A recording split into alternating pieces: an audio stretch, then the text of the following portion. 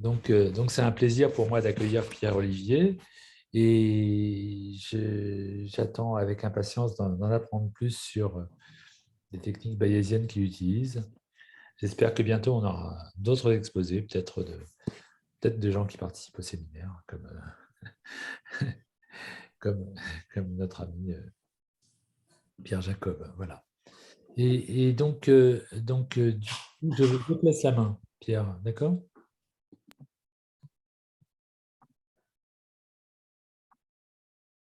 Bonjour à tous.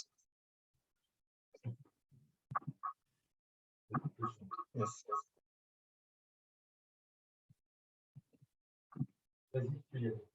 Yes, je partage mon écran. Hop. OK.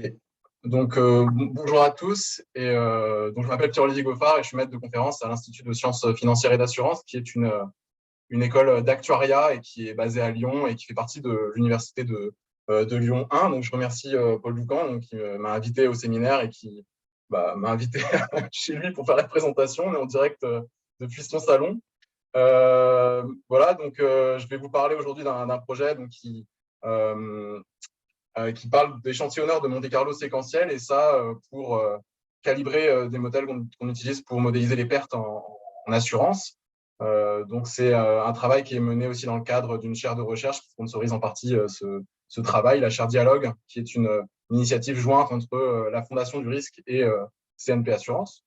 Donc, de quoi il va être question aujourd'hui? On va regarder des distributions de montants de sinistres en assurance. Donc, ce sont des données à valeur positive. Et en fait, la particularité de ces données de montants de sinistres en assurance, c'est l'occurrence de valeurs extrêmes. Donc ici, on a une visualisation de la distribution empirique des données avec un histogramme et une boîte à moustaches. On a une occurrence forte de sinistres de faible intensité, avec une occurrence plus faible, certes, mais non négligeable de sinistres extrêmes, et ce qui pose des problèmes de modélisation. Qui pose des problèmes de modélisation. Donc, c'est potentiellement assez difficile de modéliser ce type de données avec des valeurs extrêmes par des modèles paramétriques simples. Donc, ici, je vous montre un diagramme quantile-quantile pour des distributions paramétriques gamma, Weibull, log normal et Pareto. Ce que vous pouvez constater, c'est que l'ajustement aux données n'est pas très bon. Voilà, donc là, ça a été fité avec le maximum de vraisemblance. Ce qu'on observe, c'est qu'on sous-estime franchement les quantiles d'ordre élevé en utilisant gamma, Weibull, log normal, et on les surestime beaucoup en utilisant la loi de Pareto. Donc, qu'est-ce qu'on peut faire en fait pour contrecarrer ce problème? On peut considérer des modèles plus flexibles, et en assurance, on utilise ce qu'on appelle des modèles composites, qui sont des genres de modèles de mélange qui consistent à séparer la distribution en deux et à coupler deux distributions. Donc, l'une pour, disons, le ventre de la distribution, les sinistres de faible intensité, et une autre pour les sinistres de forte intensité. On va avoir du coup deux modèles avec des densités de probabilité, donc F1 pour le ventre de la distribution, F2 pour la queue de la distribution. Le modèle inclut deux autres paramètres. Il va y avoir P, qui est un paramètre de mélange, qui est compris entre 0 et 1, parce qu'en fait, le modèle qu'on visualise ici avec la densité F, c'est un modèle de mélange, et un paramètre de seuil qui correspond à ce qu'on pourrait appeler le seuil de valeurs extrêmes, qui va en fait scinder les sinistres, les montants de sinistres, en sinistres de faible intensité et de forte intensité. Donc, ce paramètre de seuil va avoir une importance particulière en fait dans le modèle. Il va être particulièrement regardé.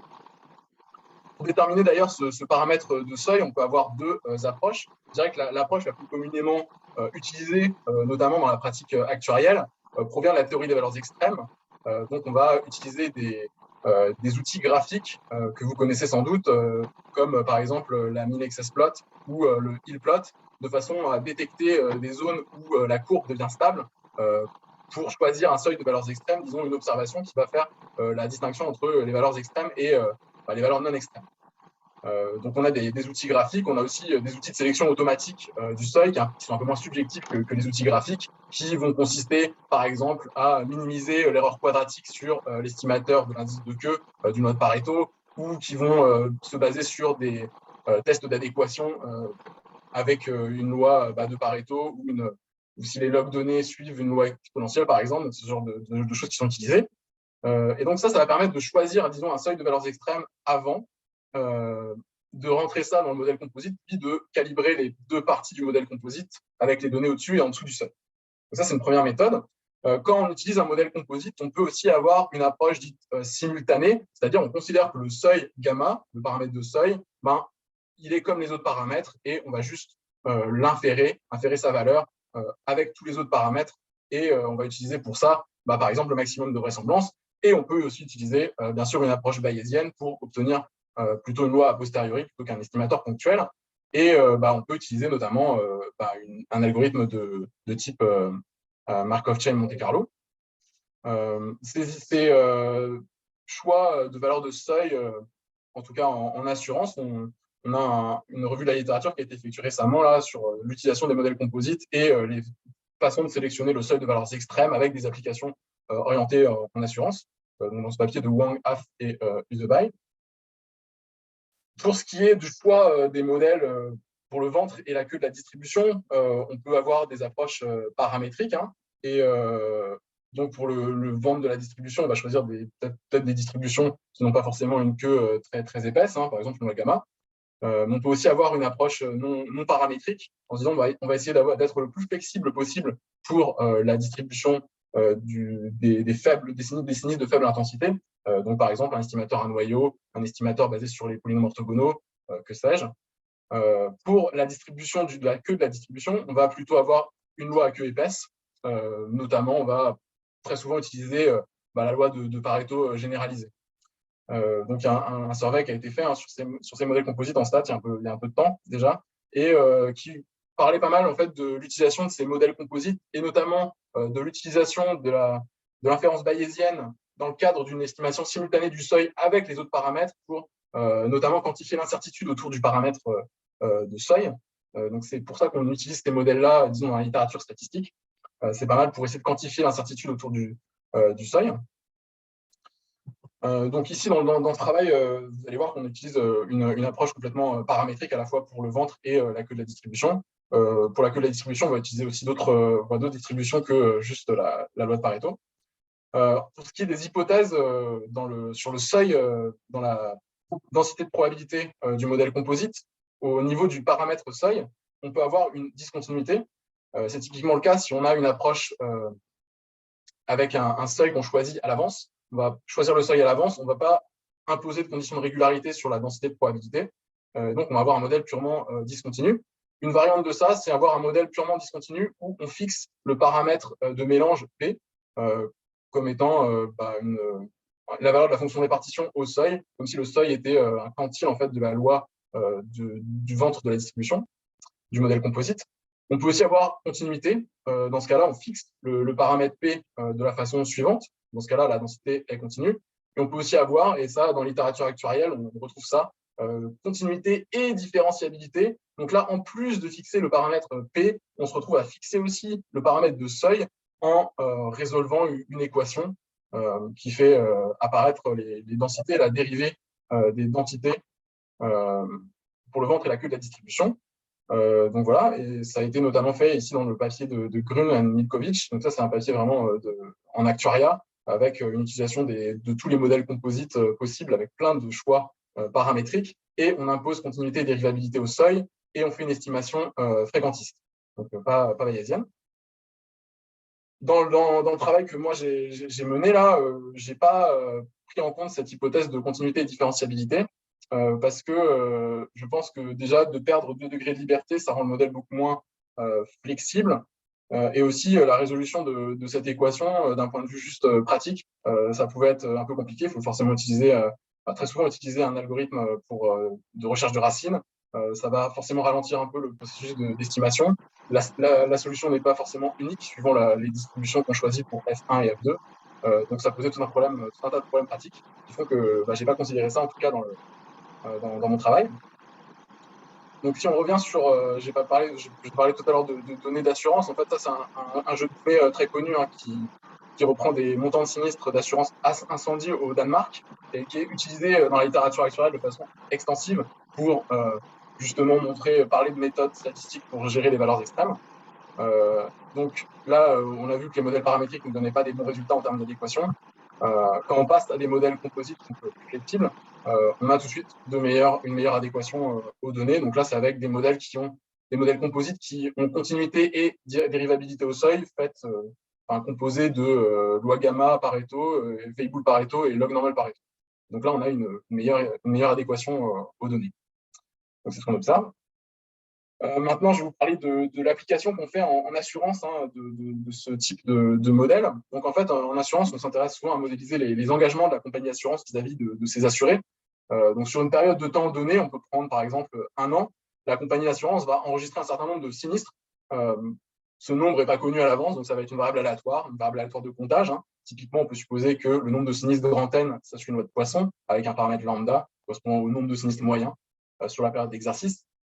Et pour chaque sinistre reporté, on va avoir une compensation qui va être versée, une indemnisation qui va être versée aux assurés, forcément. Et cette suite d'indemnisation, c'est une suite de variables aléatoires qu'on va supposer IID, à valeur positive, et indépendante du nombre de sinistres. Donc, ce sont les XI. Et donc, en fait, on va modéliser en gros les XI avec une loi de modèle composite, quoi. Et on va s'intéresser notamment à la distribution de grand S, donc de cette somme aléatoire. Le gros problème de cette somme grand S, c'est qu'on ne va pas forcément connaître explicitement sa distribution de probabilité, c'est-à-dire qu'on ne va pas pouvoir écrire explicitement la fonction de répartition, par exemple, de cette variable aléatoire. Ça parce qu'on est obligé de conditionner par rapport à toutes les valeurs possibles de grand N, donc ça vous fait une série infinie en fait. Et ensuite, parce que vous sommez des variables aléatoires IID, disons que la densité de probabilité qui s'écrit sous la forme d'une série infinie, les termes dans cette série infinie, ce seraient des produits de convolution, donc des intégrales répétées, donc très pénibles à calculer. Donc très souvent, en fait, on n'a pas, à part dans des cas simples, on n'a pas la distribution de grand S. C'est en particulier le cas si vous prenez des sinistres qui sont distribués suivant un modèle composite.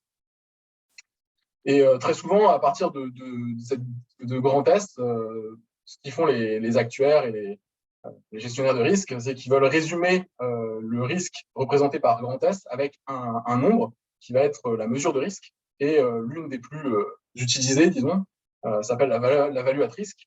La value at risk, en fait, correspond à un quantile de la distribution de grand S, donc plutôt un quantile d'ordre élevé, caractérisant des pertes très importantes.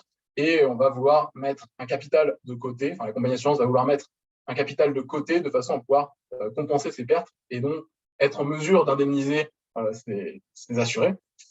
Et il se trouve que la distribution de grand S, en particulier la queue de la distribution, va être fortement influencée par la distribution des montants de sinistres, et en particulier si cette distribution est à queue épaisse, comme ça va être le cas dans le cadre des modèles composites. Donc ça, c'est une application standard. Si on va un peu plus loin et qu'on affine un peu cette modélisation pour la rendre un peu plus réaliste, il y a une façon pour les compagnies d'assurance, disons, de limiter un peu le risque qu'ils prennent en faisant appel à un mécanisme de réassurance pour transférer le risque à une autre entité qui va être la compagnie de réassurance. Donc, les engagements de l'assureur, S, vont se scinder en deux. Il va y avoir une partie R qui va être prise en charge par le réassureur et une partie grand D qui va rester avec la compagnie d'assurance. Et du coup, les primes reçues par la compagnie d'assurance vont aussi être divisées en deux avec les primes qui vont rester pour la compagnie d'assurance, ça va être pi D, et pi R qui vont être les primes qui vont aller à la compagnie de réassurance. Donc, ils vont être cédés par la compagnie d'assurance à la compagnie de réassurance. Et donc voilà, on a ce truc-là. Et finalement, les engagements de l'assureur, ça va être D et on va avoir les primes D qui vont rester pour la compagnie d'assurance, puisque le reste va être donné à la compagnie de réassurance. Un traité de réassurance classique, très utilisé en pratique, notamment dans l'assurance incendie ou multirisque habitation, auto, ce genre de choses, c'est le traité dit excess of loss. Ça veut dire que la compagnie de réassurance, pour chaque sinistre, va prendre à sa charge tout ce qui va être en excès d'un seuil qu'on appelle la priorité P. Et ce, dans une certaine limite grand L. Donc ça, c'est pour se prémunir d'un éventuel aléa moral de la compagnie d'assurance qui, sachant qu'elle est couverte par un traité de réassurance, aurait tendance à surestimer ses coûts et à se dire, puisque la compagnie d'assurance qui va prendre en fait à sa charge tout ce qui va être en excès de P, je me fiche bien de à quel point c'est en excès de P. Donc on fixe très souvent une limite. Et donc, le fait qu'on spécifie ce traité de réassurance nous permet de définir les quantités R et grand D. Hein. R, c'est ce qui va être pris en charge par la compagnie de réassurance. Donc, pour chaque sinistre, tout ce qui est en excès de P, c'est la compagnie de réassurance qui va payer. Et il nous reste D, donc il y a une expression un peu compliquée, mais en fait, c'est tout ce qui est en dessous de P et, disons, au-dessus de M. Voilà. Donc ça nous fait les engagements de la compagnie de réassurance et de la compagnie d'assurance. Donc maintenant, en pratique, on va estimer donc lambda, ça c'était le paramètre de la loi de Poisson, c'est le nombre de sinistres moyens par période d'exercice. On va avoir θ paramètres pour le modèle composite, hein, donc c'est les paramètres de seuil, de mélange et les paramètres du ventre et de la queue de la distribution. Une fois qu'on a estimé ces deux paramètres, on dit OK, nos sinistres ils sont distribués suivant un modèle composite avec comme paramètre θ.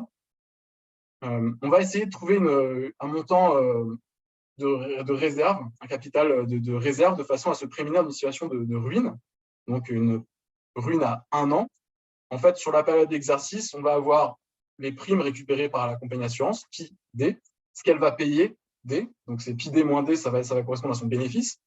Et on va rajouter à ça une réserve initiale, U, qui va correspondre à ce capital qu'on met de côté pour faire face éventuellement à ces engagements dans une situation, disons, défavorable.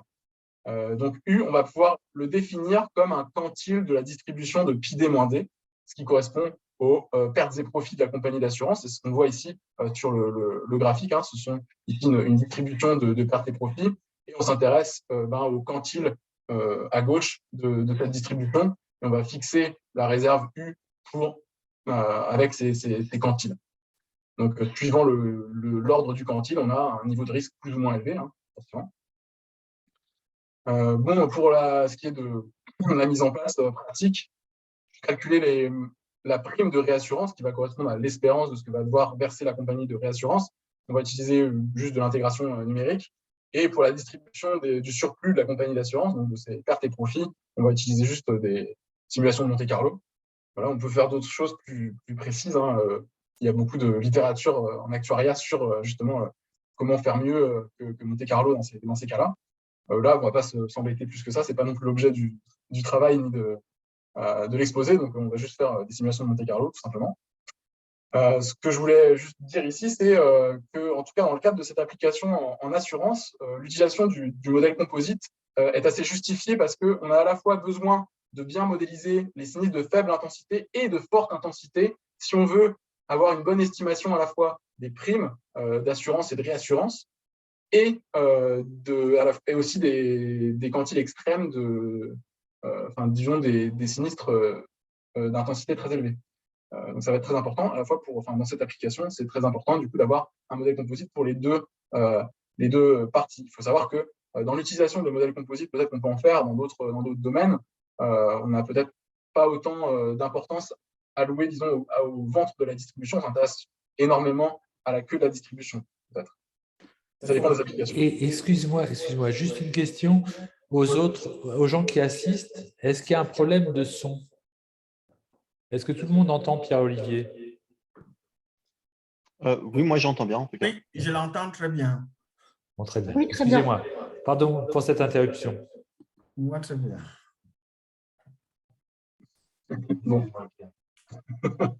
On reprend alors, du coup. Si tout le monde m'entend bien, c'est tant mieux. Ce que je disais, oui, je disais simplement, donc on avait besoin des modèles composites en assurance, notamment dans cette application, pour à la fois avoir une bonne estimation des primes de réassurance et disons des sinistres élevés. Voilà. Je voulais dire. Maintenant, le cœur de la présentation et de ce projet-là, c'est de modéliser les montants de sinistres et notamment de calibrer ces modèles composites. Donc, on va avoir une approche bayésienne. Donc, on va avoir un modèle paramétrique avec des paramètres qu'on note θ et des données observées, grand X. Ce qu'on veut, c'est calculer la distribution a posteriori des paramètres, sachant les données. Pour ça, on va mettre à jour la loi a priori en utilisant la vraisemblance et on applique simplement la règle de Bayes. Donc, après cette loi a posteriori, c'est hyper informatif. Hein, pour inférer la valeur du paramètre, on peut définir des intervalles de crédibilité. pour quantifier l'incertitude autour des paramètres. On peut aussi sortir des estimations ponctuelles en prenant la moyenne a posteriori, par exemple.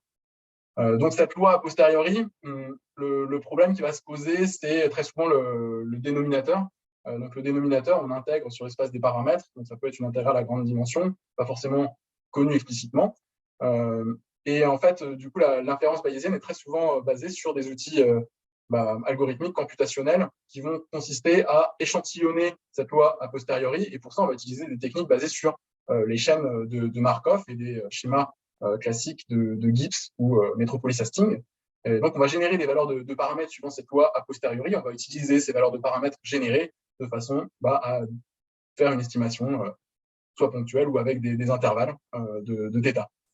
Donc ça, c'est la première chose. L'intérêt de ces algorithmes par chaîne de Markov, c'est de n'avoir besoin en fait que du numérateur, donc la vraisemblance pour la loi a priori, ce qui est très bien connu, et de ne pas avoir besoin en fait du dénominateur. Et en fait, ce dénominateur, comme vous allez le voir, pour faire de la comparaison des modèles, en fait, on en a besoin. Donc, si on fait juste de l'inférence et de la calibration du modèle, on peut très bien se contenter d'utiliser, disons, un schéma MCMC classique. Si on veut faire peut-être de la comparaison de modèles, on va utiliser ce que je vais vous présenter après, un échantillonneur de Monte-Carlo séquentiel, de façon à avoir une approximation de cette loi, de ce dénominateur, qu'on appelle aussi vraisemblance marginale. Donc, pour ce qui est, quand on a plusieurs modèles en compétition, plusieurs modèles concurrents, on va vouloir aussi calculer une probabilité a posteriori de chaque modèle. Donc, on va calculer une probabilité a posteriori sachant les données. On va faire exactement la même chose que précédemment. On va avoir une loi a priori sur chacun des modèles. Et on va mettre à jour cet a priori. Le truc, c'est que la probabilité de la vraisemblance des données sachant un modèle, en fait, il faut prendre ce modèle et puis l'intégrer sur l'ensemble des paramètres possibles pour ce modèle. Donc, c'est exactement en fait, le dénominateur de la loi a posteriori des paramètres. Donc, ce qui veut dire que pour faire de la comparaison de modèles basée sur cette probabilité a posteriori des modèles, on a besoin de cette constante de normalisation. Et donc, nécessairement, il nous faudrait une méthode qui nous fasse à la fois échantillonnage de la loi a posteriori des paramètres et calcul du dénominateur de la constante de normalisation pour comparer les modèles. Donc voilà. Ensuite, comment on utilise ces probabilités a posteriori? C'est assez simple. Si on veut sélectionner un modèle, on va prendre le modèle qui maximise la probabilité a posteriori. On peut aussi utiliser ça différemment en combinant les modèles. Donc, si on a typiquement une quantité d'intérêt qu'on souhaite estimer, on a une estimation correspondant à chaque modèle, et puis on va pondérer chacune des estimations en utilisant la probabilité a posteriori de chaque modèle. Voilà, donc ça, c'est ce qu'on appelle le Bayesian Model Averaging comme procédure, et donc c'est une procédure qui est très utilisée notamment pour la prédiction. Voilà. Donc, en inférence bayésienne, très souvent, on calcule des espérances sous la loi a posteriori. On fait ça en utilisant une méthode de Monte Carlo. On simule des valeurs suivant la loi a posteriori, et puis on estime la quantité, la fonction d'intérêt. Donc, on peut aussi, ici, je parle d'échantillonnage préférentiel parce que c'est un peu ce sur quoi va se baser l'échantillonneur de Monte Carlo séquentiel. Donc, dans le cadre de l'échantillonnage préférentiel, qu'est-ce qu'on fait? On va, au lieu d'échantillonner la loi a posteriori, on va échantillonner une loi de proposition, qu'on note G ici, et on va utiliser ces échantillons de la loi de proposition pour estimer les espérances en question. Et typiquement, on peut obtenir, en choisissant la fonction phi égale à 1 tout le temps, on peut obtenir une approximation de la constante de normalisation. Donc voilà, c'est un truc qu'on va utiliser. Et on peut en fait estimer n'importe quelle espérance sous la loi a posteriori via ce stratagème avec du coup, des poids qui vont être associés à chaque donnée générée suivant la loi de proposition. Le problème de l'échantillonnage préférentiel, en fait, très souvent, c'est qu'on ne sait pas trop quoi utiliser comme loi de proposition. Et l'échantillonnage de Monte Carlo séquentiel, une façon de le voir, c'est de se dire on ne va pas avoir une loi de proposition, on va avoir une suite de lois de proposition qui va converger vers la cible. Donc ici, on va définir une suite de distribution intermédiaire. Le premier élément de cette suite, ça va être la loi a priori, de laquelle on sait très bien simuler. Et le dernier élément de cette suite, ça va être la loi a posteriori. Donc voilà, on crée une suite de distributions. Chaque distribution va être représentée par ce qu'on va appeler un nuage de particules. Donc, c'est des valeurs de paramètres qui vont être pondérées avec un poids qui est noté ici W. Et on va faire évoluer ces nuages de paramètres pour qu'ils représentent chacun des membres de cette suite de distribution intermédiaire. On va faire ça en 3 étapes. La première étape, c'est une phase de repondération. On va préparer les particules de la génération S pour être des particules de la génération S plus 1, pour cibler le prochain élément de la suite de distribution. On va le faire de façon à ne pas avoir des nuages de particules dégénérés. C'est-à-dire qu'on ne veut pas que les poids se concentrent sur un faible nombre de particules. On veut qu'il y ait quand même pas mal de particules avec des poids relativement équirépartis. Et on va faire ça en imposant une condition. Et en fait, la définition de la distribution intermédiaire suivante, S plus 1, on va la choisir de façon à ce qu'on vérifie cette condition donc, de taille d'échantillon effectif. Donc, c'est ce qu'on appelle ESS, Effective Sample Size. Et en fait, le truc, c'est que la taille de l'échantillon effectif pour un nuage de particules avec des poids n'est pas égale au nombre de particules grand N. Ce serait le nombre de particules grand N si les poids étaient équirépartis sur toutes les particules. Là, comme ce n'est pas le cas, la taille de l'échantillon effectif, elle est plus petite. Mais on va ici imposer que la taille de l'échantillon soit effective, soit au moins à un certain niveau qui va être en gros la moitié du nombre de particules. Donc, rho va être égal à 1,5 sinon pratique. Donc ça, c'est la première phase où on repondère le nuage de particules. On va ensuite utiliser cette nouvelle pondération pour faire une sélection. On va en fait faire un tirage multinomial sur les particules, tout simplement. Et ensuite, on va avoir une phase de perturbation où on va appliquer un noyau markovien sur chaque particule, un peu comme on le fait pour une méthode de Markov Chain Monte Carlo classique. Alors, on va utiliser Gibbs et Metropolis Hastings pour perturber les particules. Le noyau utilisé, ça va être un noyau gaussien multivarié, et on va refixer les poids à 1 sur n. Donc ça on va passer par ces différentes étapes de façon à progresser d'une distribution à l'autre pour terminer sur la loi a posteriori. Donc, in fine, ce qu'on va avoir, c'est un échantillon suivant la loi a posteriori, et on va utiliser les poids intermédiaires calculés dans la phase de repondération pour donner une estimation de la constante de normalisation qui est basée sur des arguments d'échantillonnage préférentiel. Donc ça nous donne les deux choses. Donc, à la fois, notre modèle il va être calibré grâce à cet échantillon suivant la loi a posteriori, et on va pouvoir aussi comparer les modèles les uns aux autres en comparant leur vraisemblance marginale, les Z. Pour définir les distributions intermédiaires, on a plusieurs façons de faire, et là, je vous en donne 2. Le recuit simulé, qui correspond à une activation graduelle de la vraisemblance au cours des itérations. On va avoir un paramètre de température qui va commencer à 0, donc on simule suivant la loi a priori, pour terminer à 1, on va vraiment simuler suivant la loi a posteriori.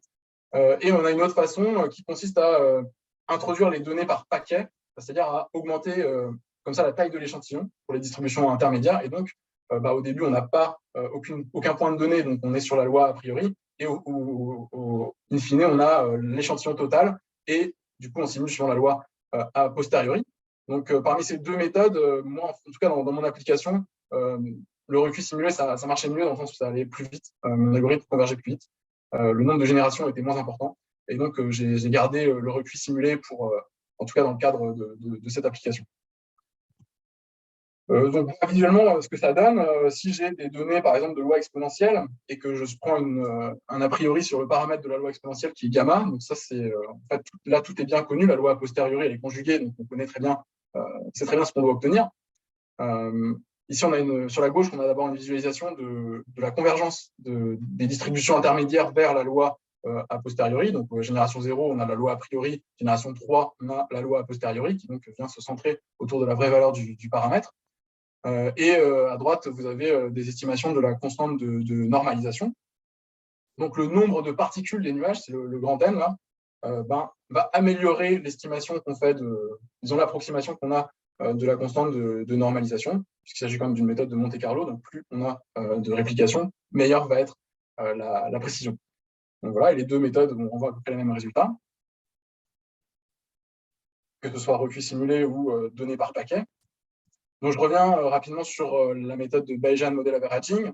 Donc, si on a une quantité d'intérêt delta, donc qui va être ici notre quantile pour les pertes et profits de la compagnie d'assurance, Pour chaque modèle, on va avoir une estimation de ce quantile, qu'on a delta J chapeau, là. Et on va vouloir utiliser les probabilités a posteriori de chaque modèle pour combiner ces estimations et, on l'espère, obtenir une estimation qui va avoir de meilleures propriétés, hein, une meilleure précision, moins de variance, ce genre de choses. Donc ça, c'est la méthode de Bayesian Model Averaging. Et ça fait assez longtemps que c'est bien connu et que c'est vachement utilisé. Après, je n'avais pas vu pour l'instant, dans ce cas d'application, sur l'estimation de quantile pour l'assurance jusqu'à présent. Mais en tout cas, je pense que c'est une procédure assez très connue, sans aucun problème. Donc, qu'est-ce que moi j'ai fait? J'ai quand même implémenté tout ça en Python, donc l'algorithme de Monte-Carlo séquentiel pour les modèles composites. J'ai toute une liste là de distributions potentielles pour le corps et la queue de la distribution, donc F1 et F2. On peut combiner tous ces modèles-là. On peut avoir un modèle composite qui va être soit discontinu avec P qui est fixé, soit continu, donc avec P mais fixé pour que le modèle soit continu. Donc en tout, on peut fitter quelque chose comme 375 modèles en utilisant mon petit package Python. Et d'ailleurs, j'ai une petite démonstration qui est sur YouTube. Hop, tac, je vais vous la montrer, j'espère que vous la voyez. Je vais lancer le truc. Donc ici, qu'est-ce qu'on fait? On importe le package. On importe d'autres librairies dont on a besoin. On va définir les composantes du modèle composite. Donc là, on a F1, le corps de la distribution qui va être exponentiel, F2 qui va être Pareto. Ensuite, on définit le modèle composite. Donc on met les deux distributions ensemble. On dit que ça va être continu au seuil. On va simuler des valeurs suivant ce modèle composite. Donc, exponentiel Pareto, on simule 200 avec des paramètres. Voilà l'histogramme qu'on obtient. Ça, c'est nos données.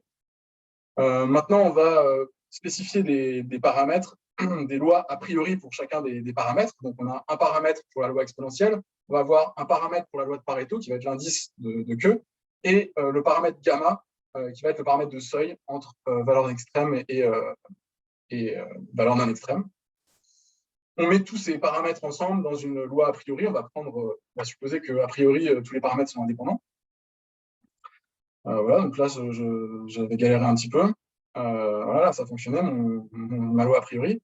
Là, je lance la fonction SMC, donc qui va faire le travail de l'algorithme de Monte-Carlo séquentiel, qui va me donner du coup des valeurs de paramètres, la trace, la vraisemblance marginale, log marge, et puis des critères d'information. Donc là, on a l'algorithme qui déroule avec les générations de particules, les températures associées dans le cadre du recuit simulé. On check que l'effectif sample size il est bien égal à 2000 divisé par 2, donc 999 à peu près. Voilà les valeurs successives des paramètres pour les différentes particules. Donc on voit que ça a l'air d'être assez stationnaire. Ensuite, on a ici les lois a posteriori, voilà, donc qui ressemblent à ce qu'on veut. Et on peut juste regarder l'adéquation aux données. Donc évidemment, là, le modèle est bien spécifié. Je simule et je fit le même modèle. Donc forcément, j'ai une adéquation qui n'est pas trop mal en termes d'adéquation au quantile. Donc voilà comment voilà cette petite démonstration de ce petit package Python qui s'appelle Bayes Spacing. Et donc, il fait le travail de fitter et de comparer les différents modèles. Donc maintenant, juste pour vous montrer un peu ce que ça donne dans une étude de simulation, on simule les données suivant un modèle composite Weibull Lomax avec un certain seuil et qui va être continu.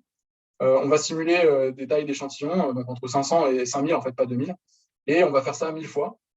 Et on va fitter des modèles composites, donc parmi lesquels on va avoir des modèles composites avec Weibull et inverse Weibull pour le corps de la distribution, Lomax, log logistique et inverse Weibull pour la queue de la distribution. Donc ça fait 6 modèles au total. Et on a parmi les modèles le modèle qui a généré les données. Donc c'est bien spécifié. Et du coup, on lance l'algorithme de Monte-Carlo séquentiel et on va comparer d'abord avec le graphique du haut les probabilités a posteriori de chaque modèle. Ce qu'on constate, c'est que pour le Weibull Lomax qui a généré les données, on converge bien vers 1 en termes de probabilité a posteriori des modèles. On constate que l'algo a tendance à nous dire qu'un corps de distribution Weibull, c'est bien, alors qu'inverse Weibull, pas du tout, complètement ignoré. Ensuite, sur le deuxième graphique, on regarde le quantile à 0,5% de la distribution des pertes et profits de la compagnie d'assurance. Donc, c'est l'application qu'on a en tête. Et ici, on compare les modèles ayant pour corps de distribution Weibull avec l'estimation du quantile rendue par la méthode Bayesian Model Averaging. et aussi l'estimation du quantile qui est faite par, disons, le meilleur modèle suivant la loi, suivant la probabilité a posteriori, donc celui qui a maximisé la proba a posteriori. Donc ça, c'est sur les 1000 runs de simulation qu'on a lancés. Et donc là, on constate que forcément, Weibull Lomax, qui est le modèle qui a généré les données, il estime très bien notre quantile, et on a Bayesian Model Averaging et BEST qui ont tendance à matcher en fait ce meilleur modèle. Donc ça, c'est plutôt un bon résultat pour vous l'obtenir. Maintenant, si on est dans un cadre plutôt non spécifié, donc on simule les données suivant un modèle composite exponentiel Beurre, qui va être continu. Et du coup, on fit exactement les mêmes modèles composites que tout à l'heure, sauf que du coup, cette fois, le modèle qui a généré les données ne fait pas partie des modèles en compétition. Donc, on fait exactement la même chose que tout à l'heure, sauf que là, on n'a pas le modèle qui a généré les données dans les modèles en compétition. Donc là, qu'est-ce qu'on observe? L'algorithme un peu plus hésitant pour ce qui est de la probabilité a posteriori, il semble hésiter entre Weibull log logistique et Weibull Lomax. Il semble encore une fois complètement il met de côté complètement les modèles composites avec une loi inverse Weibull comme corps de distribution. On pouvait s'attendre à ce qu'il aime bien les modèles composites avec la loi de Weibull parce que exponentiel, c'est un cas particulier de Weibull. Et Lomax et log logistique, en fait, sont des cas particuliers de Beurre. Beurre a 3 paramètres et en fait comprend les Lomax et log logistique. Donc, on s'attendait un peu à ce que log logistique et Lomax aussi sortent du lot, d'une certaine façon. Donc ensuite, quand on regarde l'estimation qu'on fait des quantiles, de la distribution des pertes et profits de la compagnie d'assurance, log logistique renvoie des résultats assez bons. Et Bayesian Model Averaging et BEST renvoient aussi des résultats assez bons. On voit aussi, par exemple, que Bayesian Model Averaging a tendance à être associé à une variance un peu moins élevée. Donc ça, c'est pas mal. Et ça, quelque part, valide un peu cette façon de choisir les modèles composites. En tout cas, dans le cadre d'une application à l'estimation des quantiles, des pertes et profits d'une compagnie d'assurance. Voilà, donc ça, c'était vraiment l'essentiel c'était un peu mon objectif, c'était d'arriver à ça. Maintenant, je reprends les données d'assurance danoise. Donc, cet outil Bayes Pricing va me permettre de considérer plein de modèles composites et de regarder lesquels sont les meilleurs et les plus adaptés aux données. Donc, si vous avez discontinuité au seuil, donc là, vous avez une espèce de graphique un peu bizarre, qui en fait symbolise la probabilité a posteriori de chaque modèle suivant ce que vous avez choisi comme corps et queue de distribution. Donc ici, quand vous avez discontinuité au seuil, la queue de la distribution, on dirait qu'on veut choisir une distribution de Beurre, et on va avoir en corps de distribution soit exponentielle, soit gamma, soit Weibull, soit inverse gamma, soit inverse Gaussian. Pour des modèles composites continus, la décision est un peu plus claire, et clairement, l'algo nous renvoie que c'est Weibull log logistique qui serait le meilleur modèle en termes de probabilité a posteriori. Alors, du coup, on peut regarder ce que ça donne sur l'ensemble des modèles composites qui ont été calibrés. Quand on a continuité ou discontinuité au seuil, donc la discontinuité au seuil, on a forcément plus de degrés de liberté, donc on va avoir une meilleure adéquation, en tout cas en termes de vraisemblance marginale. C'est ce qu'on observe sur le graphique de gauche ici. La vraisemblance marginale est plus importante pour les modèles avec une discontinuité.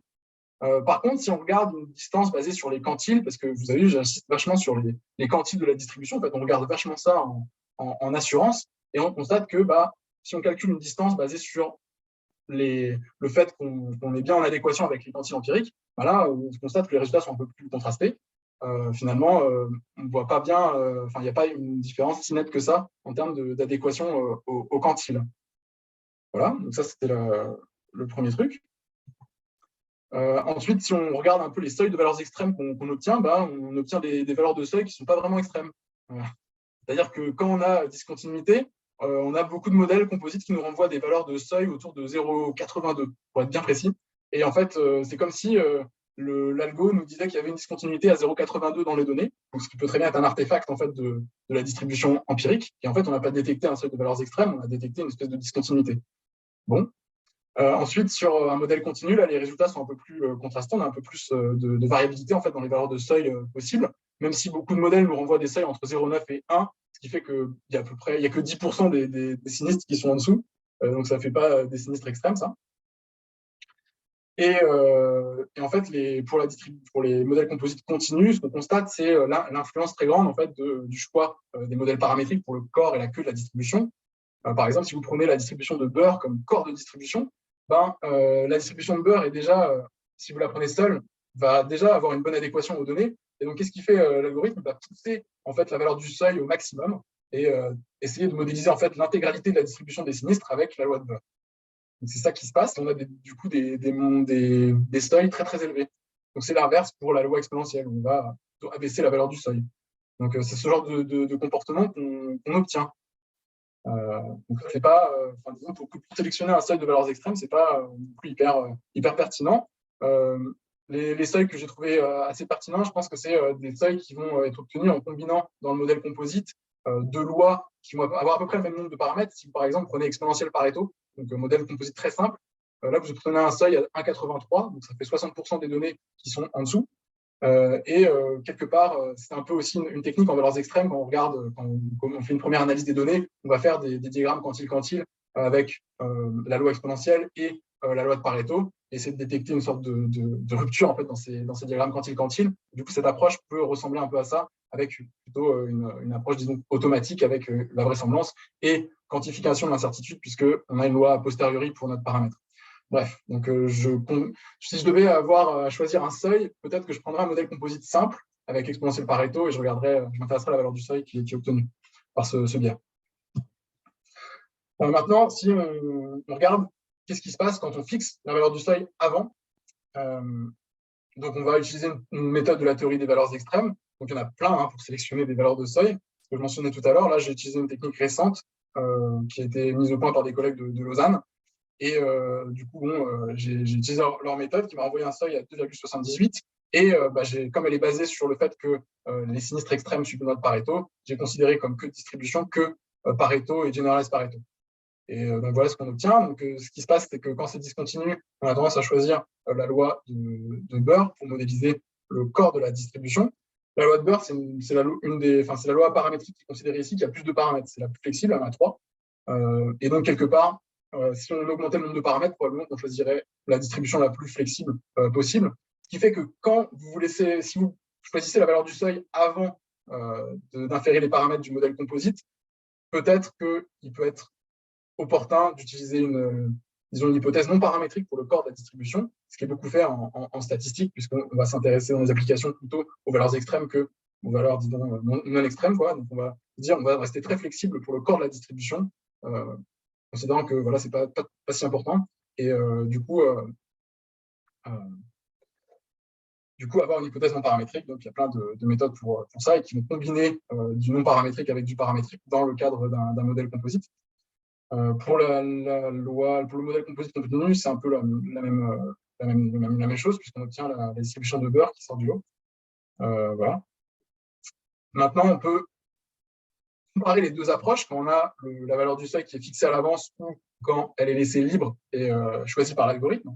Donc, en termes d'adéquation aux données suivant la vraisemblance marginale, on va avoir une meilleure adéquation quand on ne fixe pas la valeur du seuil, qu'on laisse l'algorithme décider, forcément, puisqu'on a plus de degrés de liberté. Et donc, on va avoir une meilleure adéquation à la vraisemblance qu'on cherche à optimiser. Alors que si vous regardez la distance basée sur des quantiles, donc les quantiles théoriques du modèle composite avec les quantiles théoriques du modèle composite avec les quantiles empiriques, là, c'est plus la même histoire. En fait, on a une bien meilleure adéquation en quantile empirique quand on utilise la théorie des valeurs extrêmes pour fixer le seuil avant, en particulier si votre modèle composite il est discontinu. Donc là, c'est ce qu'on observe sur le graphique de droite, les deux premières boîtes à moustaches. Vous voyez que pour une valeur de seuil fixée, la distance au quantile est très faible. Et si vous avez par contre une hypothèse de continuité au seuil, alors là par contre la différence n'est pas très contrastée. D'accord, il n'y a pas une grosse différence entre les deux approches. Donc quelque part, si on fixe la valeur du seuil avant, ça vaut le coup de ne pas imposer de conditions de régularité au seuil du modèle composite. Si par contre vous avez une condition de régularité, finalement vous pouvez utiliser l'approche que vous voulez, ça va donner à peu près les mêmes résultats en termes d'adéquation au quantile, mais on a quand même une meilleure adéquation quand on ne fixe pas la valeur du seuil et que le modèle composite est continu. Donc c'est un peu ça qu'on peut tirer comme enseignement de ces graphiques. Donc en conclusion de ce projet, c'était surtout de fournir un outil d'inférence pour les modèles composites qui va être basé sur l'échantillonnage de Monte-Carlo séquentiel de façon à pouvoir comparer et calibrer les modèles dans un cadre bayésien. Donc c'est essentiellement ça l'objet du travail. On peut penser à différentes perspectives de recherche, hein, donc améliorer la méthodologie, donc ça va être utiliser des avancées récentes pour les échantillonneurs de Monte-Carlo séquentiels, utilisant par exemple le recyclage des particules. On voit que les particules qu'on utilise, c'est celles de la dernière génération. En fait, on peut aussi tirer de l'information des particules des distributions intermédiaires en faisant du recyclage. On peut aussi changer le noyau de perturbation, plutôt que d'utiliser quelque chose de classique comme une marche aléatoire. Avec un noyau gaussien, on peut avoir des perturbations différentes. On peut aussi améliorer peut-être la méthode Bayesian Model Averaging. On a utilisé ici la méthode classique, mais on peut aussi définir les poids en utilisant de la validation croisée de façon à peut-être éviter d'utiliser les mêmes données pour juger de la prédiction et donc utiliser des techniques de validation croisée. On trouve des papiers là-dessus dans la littérature statistique. Une remarque qu'on se fait quand on regarde l'adéquation, par exemple, au quantile, c'est que finalement, on a une bonne adéquation suivant la vraisemblance. Mais par contre, dans les quantiles, on n'est pas très bon. Ça s'explique assez bien, en fait, parce que quand on optimise, quand on cherche les meilleurs paramètres suivant un critère comme la vraisemblance, finalement, la vraisemblance va avoir tendance à mettre beaucoup de poids sur les sinistres, les montants de sinistres de faible intensité, parce qu'ils sont beaucoup plus nombreux. Et donc, on a peu d'observations dans la queue de la distribution. Et finalement, on va avoir la vraisemblance qui va chercher à optimiser vraiment le corps de la distribution et moins la queue de la distribution, ce qui fait que si on regarde des distances avec les quantiles, on va avoir des distances importantes, des déviations importantes dans les quantiles d'ordre élevé. Et ça, dans l'application, c'est peut-être pas hyper bien, puisque c'est quand même ce qu'on cherche, un des trucs qu'on cherche à modéliser, quoi, les quantiles extrêmes. Et du coup, plutôt que d'utiliser la vraisemblance, on pourrait se dire, on va utiliser un autre critère, on va peut-être utiliser un estimateur de distance minimale. Maintenant, la question, c'est quelle distance on peut utiliser. Par exemple, on peut utiliser une distance de Wasserstein dans le cadre de données qui sont IID. Ça consiste simplement en fait, à comparer les quantiles. Et donc, ça pourrait être une bonne idée dans le cas non spécifié, parce que bien spécifié, ça donnerait la même chose, mais non mal spécifié, quand le modèle qui a généré les données ne fait pas partie des modèles en concurrence, qui est le cas dans les applications de toute façon. On peut peut-être utiliser une distance de Wasserstein. Si on veut obtenir disons des distributions a posteriori, avoir une approche bayésienne avec un estimateur de distance minimale, ce qu'on peut utiliser, c'est l'algorithme Approximate Bayesian Computation, ABC, qui est usuellement à utiliser lorsque on n'a pas la vraisemblance, hein, et on utilise ça comme un moyen de secours. Ici, on ne l'utiliserait pas comme un moyen de secours puisqu'on a la vraisemblance, mais on l'utiliserait plutôt comme une façon de baser l'inférence, non pas sur la vraisemblance, mais sur une distance entre les quantiles. Et ça a déjà été fait aussi dans la littérature statistique et même actuarielle, dans les travaux notamment de Pierre, qui me fait le plaisir d'assister à l'exposé. Sinon, donc, en lien quand même avec le séminaire EcoDep, forcément, les valeurs extrêmes, donc là, j'ai parlé d'applications en assurance. On trouve des applications pour modéliser des événements plutôt en lien avec la météo et donc le climat. Hein. On peut avoir des valeurs extrêmes dans les forces de vent ou dans les précipitations notamment. Et on va retrouver du coup l'utilisation de ces modèles composites dans ce cadre-là. Un truc qui m'est venu à l'esprit de ce matin dans le train, je ne sais pas si c'est une bonne idée, j'ai même pas regardé la littérature qui existait là-dessus, mais d'une généralisation des modèles composites en multivariés, donc avec plusieurs de choses qui seraient en dépendance, et on pourrait se dire deux quantités en dépendance avec des valeurs extrêmes. Quelle information on va pouvoir retirer, par exemple, de la corrélation entre les seuils de valeurs extrêmes et ce genre de choses. Et je ne sais pas en fait si ça existe, et peut-être ça pourrait être une perspective de recherche. Voilà. Donc je veux vous remercier pour votre attention, et je suis prêt à répondre à d'éventuelles questions. Merci beaucoup. Bon, bien, merci beaucoup à toi.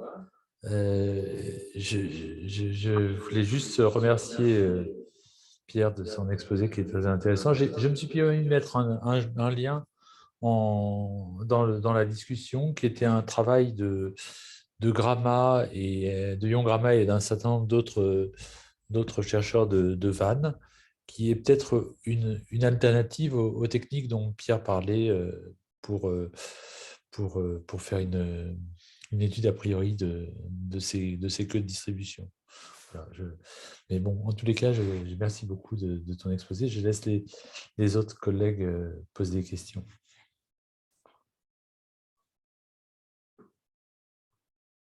Il n'y avait pas de... Pas trop de questions? Moi, je peux en poser une. Salut. Euh, Merci pour l'exposé. Très intéressant. J'ai peut-être raté quelque chose, mais si vous êtes parmi les premiers à faire du coup une approche bayésienne pour ce type de données, est-ce que vous n'avez pas eu des… Parce qu'une bonne partie du travail, c'était pas la spécification des lois a priori. J'imagine que c'est pas évident. Alors, je t'avoue que j'ai pas beaucoup cherché à spécifier des lois a priori très, très compliquées. En fait, j'ai vraiment utilisé des trucs, comme la plupart de mes paramètres sont positifs, j'ai pris des lois gamma et il y a vraiment très peu de travail. Enfin, j'ai pas spécialement travaillé sur la spécification de la loi a priori au départ en me disant que de toute façon, j'avais pas beaucoup d'informations sur a priori sur les paramètres et j'ai pas cherché à faire plus ça. Moi, le point, c'était surtout d'avoir un outil qui allait être utilisé, qui allait permettre de pouvoir expérimenter autour de ces modèles composites dans le cadre d'une approche bayésienne et du coup d'avoir une application en assurance. Après, non, j'ai pas. Enfin, sur ce qui existe dans les modèles composites, l'essentiel du coup fait du maximum de vraisemblance. Il y a quelques travaux en bayésien avec l'approche MCMC. Là, ici, puisque j'ai plein de modèles composites à comparer, j'ai utilisé SMC pour avoir accès aux probabilités a posteriori du modèle, essentiellement. Ces vraisemblances marginales, on sait qu'elles sont très dépendantes de la loi a priori, quand la loi a priori est vague notamment. Tu peux répéter parce que j'avais désactivé mon son. Ah, pardon. Je disais, on sait que quand on prend des lois vagues, donc tu as pris des gammas, mais je ne sais pas si elles sont assez plates, on sait que ça a une influence directe sur la vraisemblance marginale, contrairement à la limite à la loi a posteriori qu'on approche, qui ne change pas beaucoup si on change la loi a priori et que les données sont assez informatives, mais en revanche, il y a un impact parfois très grand du choix de la loi a priori sur la vraisemblance marginale. Ouais, du coup, ça c'est clair. Mais ce que moi j'ai observé, notamment en comparant avec les critères d'information bayésiens, que ce soit le DIC ou le WAIC, c'est qu'en gros, c'était 2 fois la vraisemblance marginale. Genre, c'était vraiment un truc qui n'avait pas. Et en fait, disons que j'ai gardé des a priori assez vagues pour tous les modèles. Donc finalement, je comprends bien la question de la loi a priori qui va avoir une influence sur la vraisemblance marginale. Moi, en tout cas, dans mon cas, j'ai pas l'impression que ça m'ait trop gêné, en tout cas pour comparer mes modèles, mais c'est vrai que c'est quelque chose qui pourrait être regardé plus attentivement.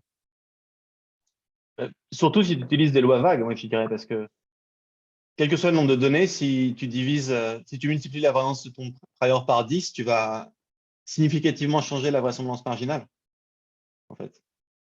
C'est pour ça que les gens utilisent parfois, par exemple, la validation croisée pour éviter d'avoir une métrique qui soit aussi sensible à la spécification de la loi marginale, surtout pour les priors non informatifs. En fait.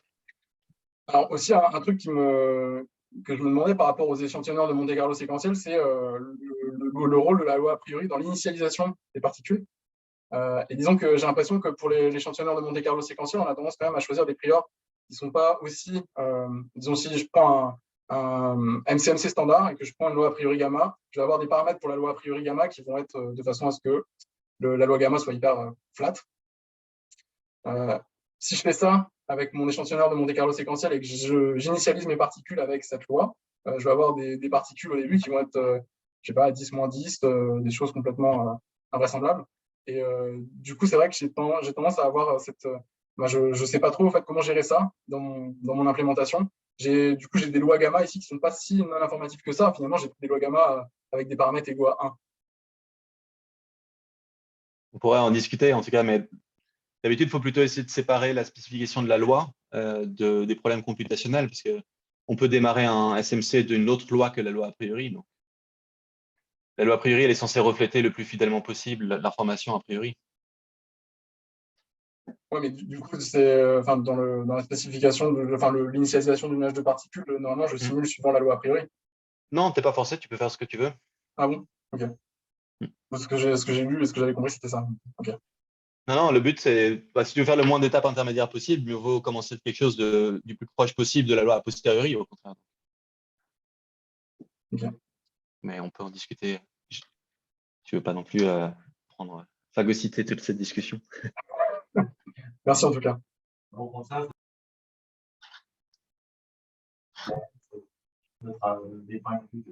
mute, hein. Je ne sais pas si mon micro est assez puissant pour qu'on t'entende.